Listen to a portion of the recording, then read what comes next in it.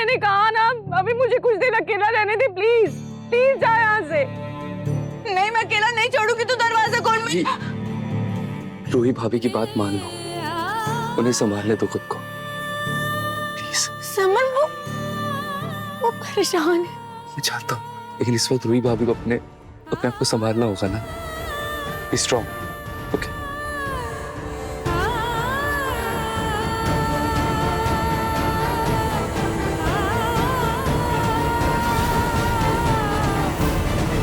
इसका मतलब हर्षी सच कह रहे थे, मुझे सच में हर्षी का ही दिल और दिमाग की कश्मकश में मैं फंस गई हूँ। दिल कहता है कि मेरे नाहर्षी कभी कुछ गलत नहीं कर सकते, उनकी कोई गलती नहीं है। मम्मा, अब तीनों बहुत मस्ती करेंगे। आप, मैं और पापा बहुत मस्ती करेंगे, है ना? बिल्कुल बिल्कुल मस्ती करेंगे हम। मस्ती करेंगे, बहुत सारी मस्ती करेंगे। हेलो, कैसा है बेटे? अच्छा, मैंने ना तुम्हारे लिए डाइनिंग टेबल के बगल में गुलाब जामुन रखे हैं, उन्हें दही के साथ खाते हुए दादी के पास चले जाओ। चलो शाबाश। जी, दही और गुलाब जामुन कौन खाता है? अरे खाकर तो देखो, बहुत टेस्टी लगता है। और आप भूल गए क्या, हम लोग सीक्रेट फ्रेंड्स हैं और हमें सबका दिल जीतना है। यस, चलो चलो चलो।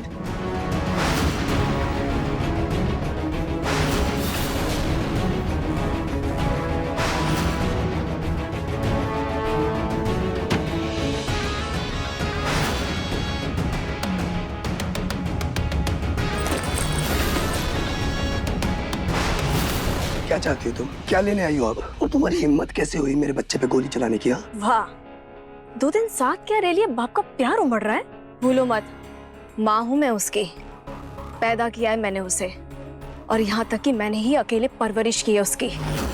और रही बात गोली चलाने की, तो वो गोली चलाने का नाटक मैंने इसलिए किया था ताकि मैं अपने बच्चे के साथ इस घर में एंट्री कर सकूं और उसके साथ रह सकूं। और तुम्हें क्या लगता है, हाँ क्या लगता है तुम्हें कि मैं अपने बच्चे पर गोली चलाऊंगी? अपने बच्चे पर? सुनो, वो बंदूक और गोली दोनों नकली थे। ये सब जानते हो मेरी शादी हो चुकी है, ये सब कर रही हो तुम? यहाँ तक आ गई। मुझे बदनामी की गली में धकेल कर मैं तुम्हें ऐश की जिंदगी जीने दूं? मेरे माथे पे बेवकूफ लिखा है जो मैं तुम्हारे लिए रोती रहूं और तुम मोती खाते रहोगे? देखो, जब तुम प्रेग्नेंट थी ना, तब मुझे पता नहीं था, और जब मुझे पता चला मेरी शादी हो चुकी थी, क्या करता मैं? शादी हो चुकी थी या फिर अमीर लड़की देखते ही उससे फंसा लिया और दबोच लिया तुमने? क्या सोचा था तुमने कि तुम ऐश की जिंदगी जियोगे और मुफ्त की रोटी तोड़ गई यहाँ पर घर जमाई बन के? देखो, तुम्हें बच्चे की चिंता थी, उसकी परवरिश मैं कर रहा हूँ अपने हिसाब से, लेकिन मैं तुम्हें यहाँ नहीं रख सकता, समझो? और अगर तुमने यहाँ रहने की जिद की ना, तो ना तुम इस घर में रह पाओगी, ना बच्चा और ना मैं।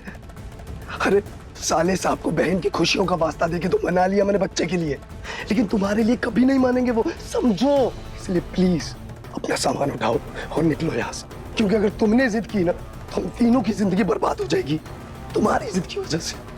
रोमिल, मुझे मेरी बदनामी की फिक्र नहीं है, ये बात याद रखना। लेकिन अगर मैं यहाँ से निकली ना, तो मैं तुम्हें बर्बाद करके जरूर निकलूंगी यहाँ से, समझे तुम? ये कहाँ जा रही है? अरे सुनो यार। रोमिल जी कहाँ रह गए? अभी तो यहीं थे, नजर ही नहीं आ रहे।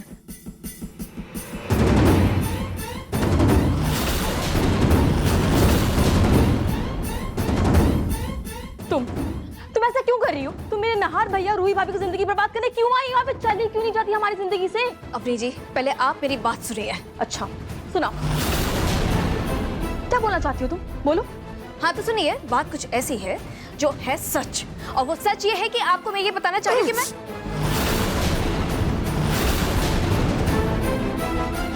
भैया भगवान, ये क्या कर दिया आपने? देखिए कितना खून बह रहा है। वो पता नहीं कैसे गलती से हाथ लग गया। मैं अभी फर्स्ट एड लेकर आती हूँ। हाँ। भैया एक बात कहूँ, बुरा मत मानना। अभी आपको जितनी तकलीफ इस हाथ में हो रही है ना, उससे कई ज्यादा तकलीफ से रूही भाभी अभी गुजर रही है। इस बार आपने सच में बहुत गलत किया है। मैं लेकर आती हूँ।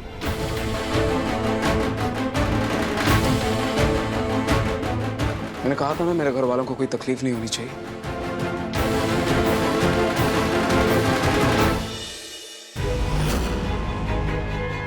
देखिए, मेरा इरादा किसी को तकलीफ देने का नहीं है नाहर जी। मैं सिर्फ अपने बच्चे को प्यार देना चाहती हूँ, उसके साथ रहना चाहती हूँ, बस। ठीक है, लेकिन बस कुछ दिनों के लिए। उसके बाद किसी ना किसी बहाने से तुम यहाँ से चली जाओ।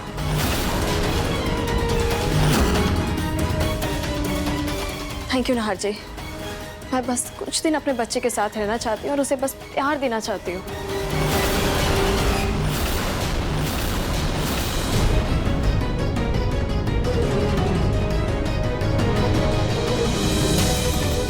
लेकिन भूलना मत, अगर तुम दोनों की वजह से मेरी बहन की आंखों में आंसू आए तो मुझसे बुरा कोई नहीं होगा।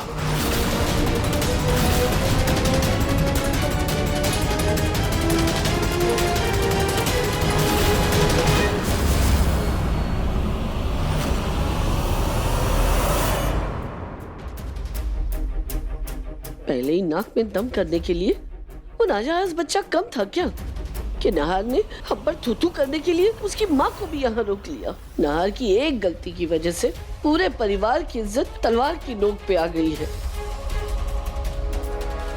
बड़ी दादी क्या कर रहे हो?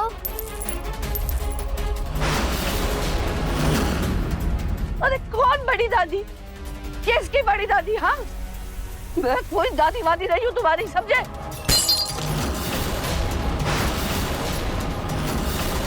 अब ये क्या मुफ्त का ठूस रहे हो तुम? हाँ, गुलाब जामुन और दही था बड़ी दादी। अरे गुलाब जामुन और दही कौन खाता है? मुझे ऐसे ही खाना पसंद है, लेकिन आपने तो अब मेरे गुलाब जामुन और दही गिरा दिए।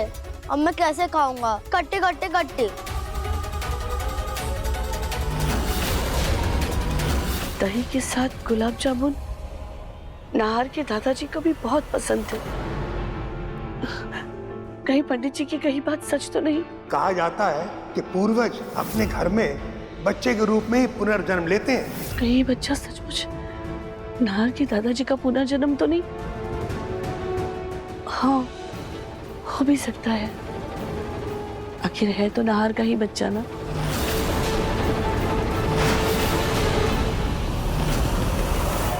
क्या बात है रोमिल, तीर क्या निशाने पे लगा तेरा। देखा था मैंने दादी को कैसे दादाजी के श्राद्ध पे उन्हें गुलाब जामुन के साथ दही चढ़ा रही थी। अगर ऐसा ही चलता रहा ना तो कम से कम दादी तो बच्चे को बाहर नहीं निकालेगी।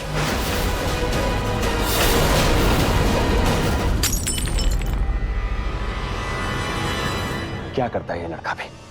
रूही के होते हुए किसी गैर औरत को घर में रुकने के लिए बोल दिया इसने। रतन जी तो नाहर और क्या करता, आपने देखा नहीं उस औरत के सिर पे कैसे खून सवार था। अगर वो बच्चे को गोली मार देती या खुद को गोली मार लेती, जेल तो मेरा ही बेटा जाता ना रतन जी। वाह मम्मी जी, इतना सब कुछ हो गया और आपको सिर्फ नाहर जीजू की फिक्र है। और मेरी बहन का क्या, जो इतनी तकलीफ में है, जिसे इतना दर्द हो रहा है, उसके बारे में कोई नहीं सोच रहा है यहाँ पर। जूही, भैया भी तो कितना कुछ झेल रहे हैं ना। सीरियसली समर, भैया झेल रहे हैं और मेरी बहन का क्या? तुम भी भैया के बारे में सोच रहे हो सिर्फ? Seriously all men are same. देखो देखो, रूही के साथ जो कुछ भी हो रहा है बहुत बुरा हो रहा है। हमें इस बच्चे को घर से निकालने के बारे में कुछ सोचना होगा। तुम लोगों को ये सुनने में अजीब लगेगा, लेकिन मुझे क्या लगता है कि ये बच्चा ना सच में नाहर के दादाजी का पुनर्जन्म है। क्या? दादी, आप भी ना आज के जमाने में ऐसे पुरानी बेतु की बातें लेकर बैठ गई। कुछ भी बोल रहे हैं आप। अरे बेतुके नहीं अभी जी, मेरे गांव में ठीक ऐसा ही हुआ था। दादी आप एक काम करिए, अगर आपको ऐसा लगता है ना तो आप उस बच्चे से दादाजी से जुड़े कुछ सवाल पूछ के देखिए अकेले में, हो सकता है कुछ पता चल जाए।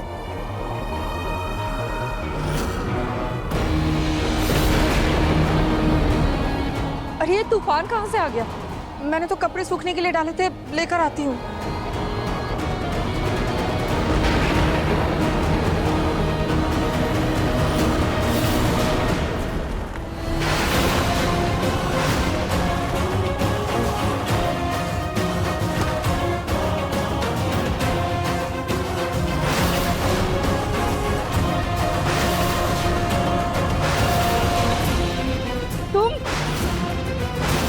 मैंने तुमसे कहा था ना, मुझसे मिलना मत।